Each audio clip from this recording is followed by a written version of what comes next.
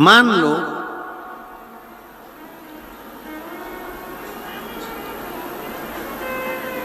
अगर 8 स्थान शरीर के अष्टवक्रेश्वर महादेव का वर्णन करते समय इस बात का स्मरण रहे, 8 स्थान शरीर के ऐसे हैं जहां का तकलीफ स्वयं अष्टवक्रेश्वर महादेव का 1 लोटा जल अपने नजदीक के शिवालय में चढ़ाकर भी अगर पी लोगे तो वह 8 जगह की तकलीफ अष्टवक्रेश्वर महादेव समाप्त करते जाते हैं। 8 स्थान, पहला नेत्र, ये भुकुटी के बीच का स्थान, भुकुटी के मध्य का स्थान। मान लो ये भुकुटियां दर्द करती हैं या मध्य में दर्द होता है, उसके लिए अष्टवक्रेश्वर महादेव का जल, मतलब अपने घर के पास जो भी शिवलिंग है वहां 1 लोटा जल अष्टवक्रेश्वर के महादेव के नाम से चढ़ाकर उसका पान, भुकुटी। दूसरा कंधा, पीठ। कई लोग ऐसे हैं जो रात्रि को अच्छे से सोते हैं और सुबह उठते हैं तो उनका ये दोनों हाथ के बीच का जो भाग होता है वो दर्द करता ही है। उस समय पर अष्टवक्रेश्वर महादेव का स्मरण,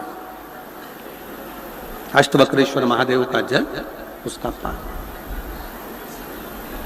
तीसरा, रीढ़ की हड्डी का डॉक्टर बोल दिया कि ये गुरिया खसक गया है, 1 नंबर 2 नंबर 3 नंबर का यदि कोई क्रम खसक गया है तो उस स्थान के लिए भी अष्टवक्रेश्वर। आप ऑपरेशन बाद में कराना, डॉक्टर बोल दिया है आप ऑपरेशन कराओ, मना नहीं है, पर एक बार अष्टवक्रेश्वर महादेव के नाम से दुर्वा बेलपत्र चढ़ाकर, जल चढ़ाकर, सुबह में दुर्वा का सेवन, प्रदोष काल में बेलपत्र का सेवन और रात्रि को सोने से पहले जो जल अष्टवक्रेश्वर का चढ़ाया हुआ है उसका पान करिए। आपकी रीढ़ की हड्डी का कैसा भी क्रम होगा वो ठीक होना प्रारंभ हो जाएगा। अष्टवक्रेश्वर,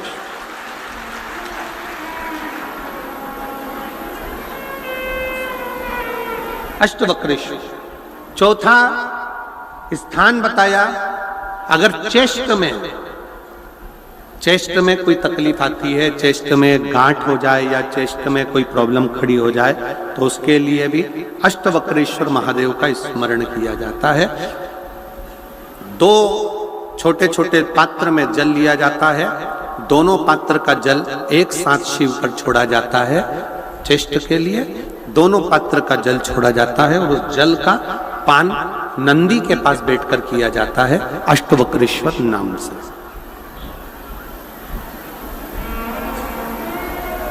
अष्टवक्रेश्वर।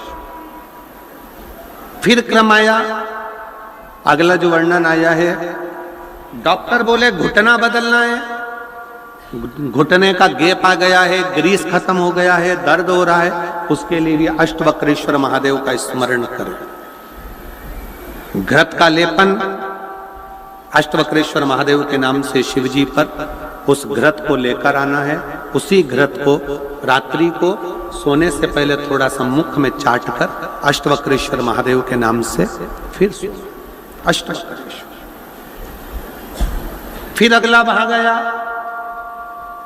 अष्टवक्रेश्वर के अंतर्गत, यदि इस गले से जुड़ा हुआ कोई रोग उत्पन्न होता है तो भी अष्टवक्रेश्वर का ही स्मरण किया जाता, जल का पान अष्टवक्रेश्वर।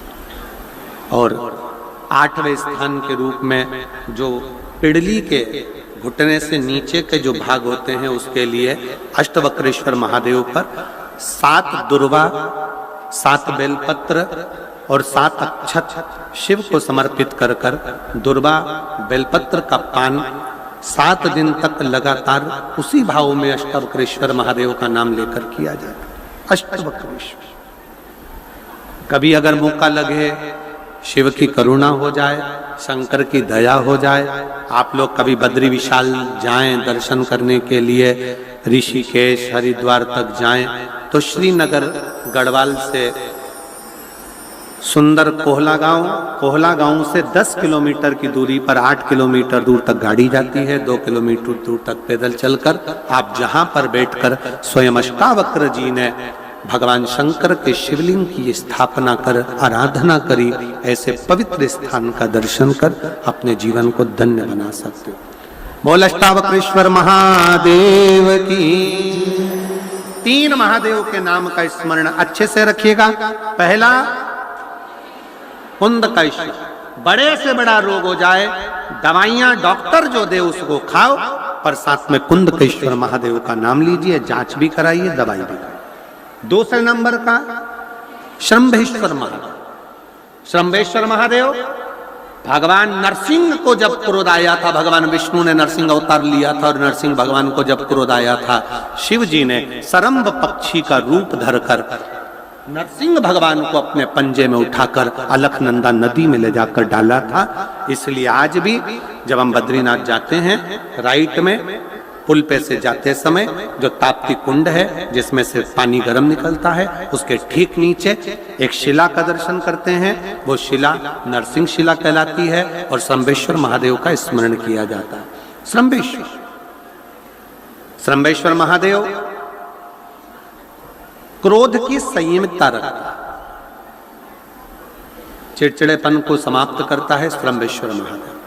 और तीसरे नंबर पर है, जम के बोलो, अष्टवक्रेश्वर महादेव। अष्टवक्रेश्वर शिव जी के इन 3 स्वरूपों का वर्णन बड़ा सुंदर भाव से किया। जिस पर्वत को भगवान कृष्ण ने अपनी उंगली पर उठाया, कौन सा? गोवर्धन। कितने कोस का? 7 कोस का। भगवान कृष्ण ने जब गोवर्धन पर्वत को अपनी उंगली पर उठाया था, तब भगवान की उम्र कितनी थी? 7 वर्ष की। कितने दिन तक उठाया?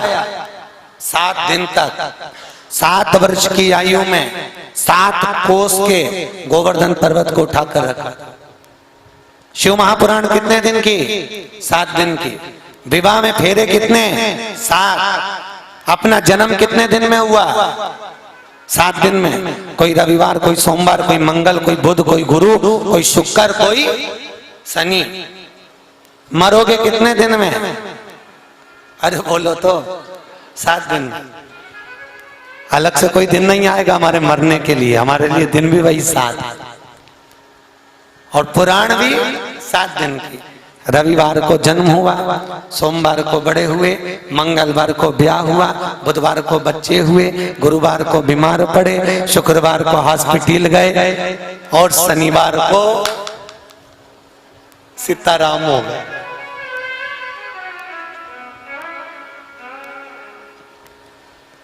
अब कोई पूछे कि 7 दिन तो ऐसे ही निकल गए, फिर कथा कब सुनी? ये मनुष्य के 7 दिन है, ऐसे ही जाए पूरा जीवन।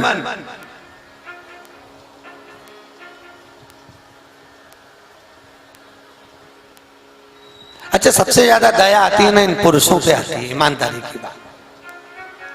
पूरी जिंदगी कमा कमा कमा कमा कमा, सवेरे 8 बजे से लेकर रात के 10 बजे तक दुकान दुकान दुकान, खाने तक की फुर्सत नहीं है, 1 मिनट किसी से बात करने की फुर्सत नहीं है।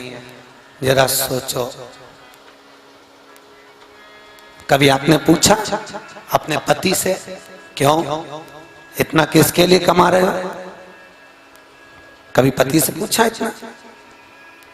कौन कौन है जिसने अपने पति से पूछा कि इतना किसके लिए कमा रहे हो? अरे बोलो तो जीजियो, कोई पूछा है? हरिओ सुजानपुर वालियों, बोलो तो अच्छे से बोलो, कोई पूछा है? तुम किसके लिए कमा रहे हो?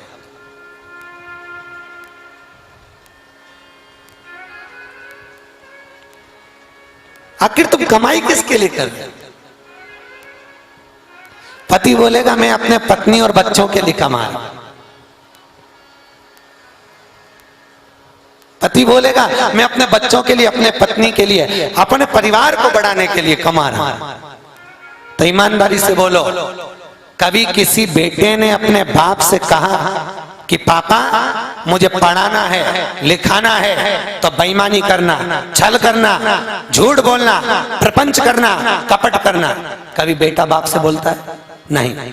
कभी धर्म पत्नी ने अपने पति से कहा कि मेरे लिए तुम एक काम करो, झूठ बोलो, प्रपंच करो, छल करो, बेईमानी करो और मेरे को लक्ष्मी लाकर, मेरे को पैसा लाकर दो? बोली कभी पत्नी? नहीं, कभी नहीं बोलती। क्योंकि धर्म पत्नी को मालूम है मैं भी मरूंगी, वो भी मरेगा, और ऊपर दोनों को जाना है, हिसाब दोनों को देना है।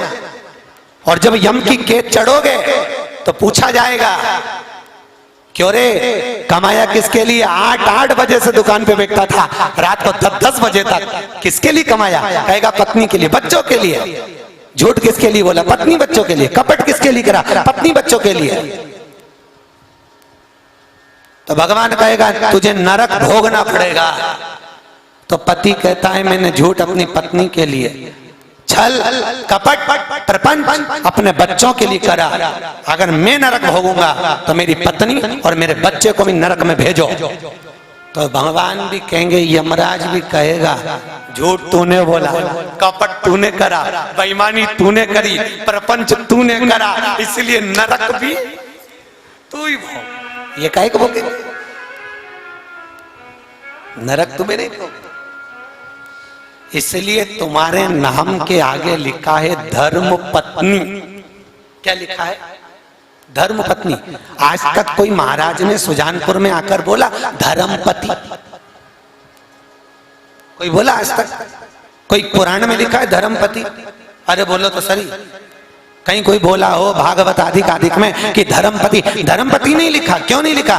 क्योंकि पति अगर पुरुष का जन्म हुआ है तो उसको परिवार चलाने के लिए, नाते रिश्तों में रहने के लिए कपट छल प्रपंच बेईमानी सब कुछ करना पड़ेगा। इसलिए इनके नाम के आगे धर्म नहीं लिखा। पर तुम्हारे नाम के आगे धर्म इसलिए लिखा कि तुम्हारा पति कमा कर लाएगा, पैसा तुम्हारे हाथ में देगा, उसकी कमाई में से वो छल करके लाए, कपट करके लाए, झूठ बोल के लाए, बेईमानी कर लाए, उसकी कमाई में से वो लाकर तुमको देगा। और तुम्हारे नाम के आगे धर्म लिखा है, इसलिए तुम्हें धर्म पत्नी कहते हैं। उसकी कमाई में से रुपया निकालना और कहीं धर्म में, कहीं शिव पुराण में, कहीं भजन में लगा देना, तो पति को भी बैकुंठ ले जाना और खुद भी चली जाना। इसलिए नाम धर्म पत्नी रखा। इनका नाम धर्मपति नहीं,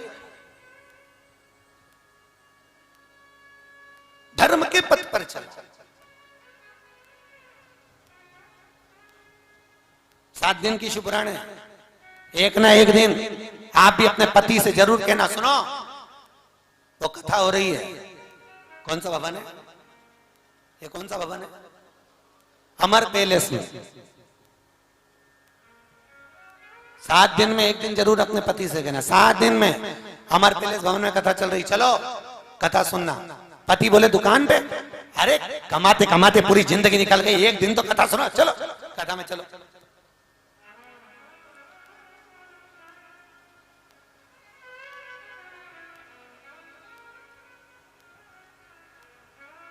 एक कथा में एक महाराज जी कह रहे थे सुदामा जी की पत्नी की कथा। किसकी कथा? सुदामा की पत्नी। हम सुन रहे थे तो महाराज बोल रहे थे कि सुदामा की पत्नी ऐसी थी, दिन भर झगड़ा करती थी। सुदामा की पत्नी ऐसी थी जो पति के पीछे पड़ जाती थी और सुदामा को वहां द्वारका भेज। अच्छा ईमानदारी से बोलो, सुदामा की पत्नी जैसी दुनिया में किसी की पत्नी नहीं होगी, जो रोज अपने पति से कहती थी जाओ द्वारका जाओ, जाओ द्वारका जाओ, जाओ द्वारका जाओ। नहीं तो आज के जमाने की पत्नी, जाओ दूध की थैली लिया, जाओ सब्जी लिया, जाओ किराने का सामान लिया, जाओ बाजार से साबुन लिया। एक आज की पत्नी जो नित्य कहती है जाओ दूध की थैली लाओ, जाओ ये लाओ, जाओ वो लाओ। पर सुदामा की पत्नी थी सुशीला, जो रोज कहती थी जाओ कहां? द्वारका जाओ, द्वारकाधीश के दरवाजे पर जाओ, जाओ उसकी चौखट पर जाओ। हमारा आपसे भी निवेदन, रोज कहो भगवान, अपने पति से कहा करो चलो कथा में चलो, चलो कथा में चलो, 3 घंटे दुकान मंगल करो, चलो कथा में चलो।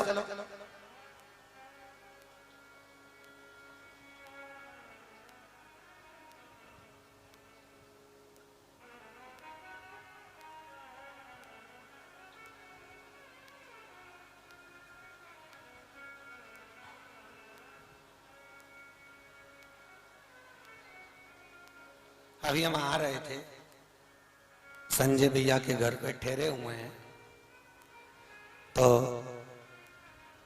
एक माता जी पूछ रही थी, गुरुजी कौन से चैनल पे कथा आएगी? हमने कहा जय पारस चैनल पे कथा आएगी। तो गुरुजी कथा जब आएगी तो हम जब सुन लेंगे। हमने कहा जब सुनोगे जीवन का क्या ठिकाना। कथा आएगी 27 तारीख से, जो कथा यहाँ चल रही है वो आएगी 27 से। इस शरीर का ठिकाना क्या है? कल किसने देखा है? काल करे सो आज कर, आज करे सो अब, और पल में परलय हो जाएगा। शिव जपेगा। जीवन का क्या ठिकाना?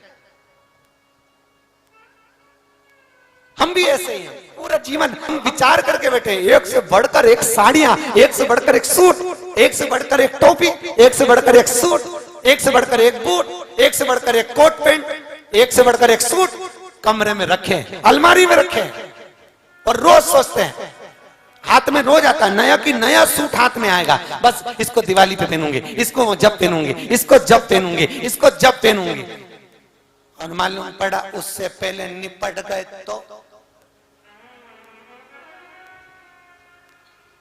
और सूट अलमारी में धरे की धरे, क्या करोगे? साथ देती नहीं ये किसी का, क्या भरोसा है इस जिंदगी का, क्या भरोसा। इसलिए कहा शिव शिव शिव शिव रट ले रे बंदे, जीवन है ये थोड़ा, दौड़ा जाए रे समय का घोड़ा, दौड़ा जाए रे समय का घोड़ा। दोनों हाथों से शिव शिव शिव शिव रट ले बंदे, जीवन है थोड़ा। शिव शिव शिव शिव रट ले बंदे, जीवन है ये थोड़ा, थोड़ा जाए रे समय का घोड़ा, दौड़ा जाए रे समय का घोड़ा। ध्यान रखना, एक बार परम पूज्य श्री डोंगरे जी महाराज कथा करने के लिए इंदौर में आए। डोंगरे जी महाराज ने बोला दोनों हाथों से भजन में ताली बजाना चाहिए। किसी ने पूछा डोंगरे जी से, महाराज ताली बजाने से होता क्या है? डोंगरे जी महाराज बोले अंदर का पाप ताली बजाने से निकल जाता। किसी ने पूछा महाराज जी वो पाप निकल के जाता किधर है? डोंगरे जी महाराज बोले जो ताली नहीं बजाता उसमें भरा जाता। इसलिए पड़ोसन जितनी तेज ताली बजाए उससे दुगनी तुम्हारी आवाज आए। दोनों हाथों से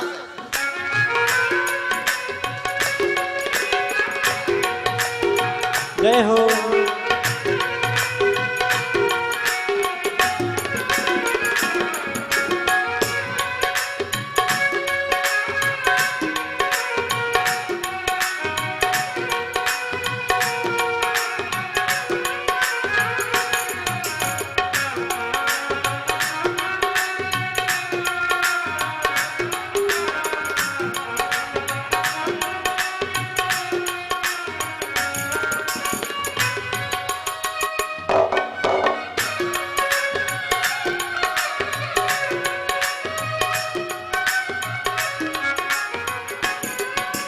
ना तेरा ना मेरा बाबू, इस घोड़े पर प्रभु का काबू। ना तेरा ना मेरा बाबू, इस घोड़े पर प्रभु का काबू। परम पिता ही से चलाता, परम पिता ही से चलाता, परम पिता ही से चलाता, परम पिता ही से चलाता। दिखा दिखा के दौड़ा दौड़ा जाए रे समय का घोड़ा, दौड़ा जाए रे समय का घोड़ा।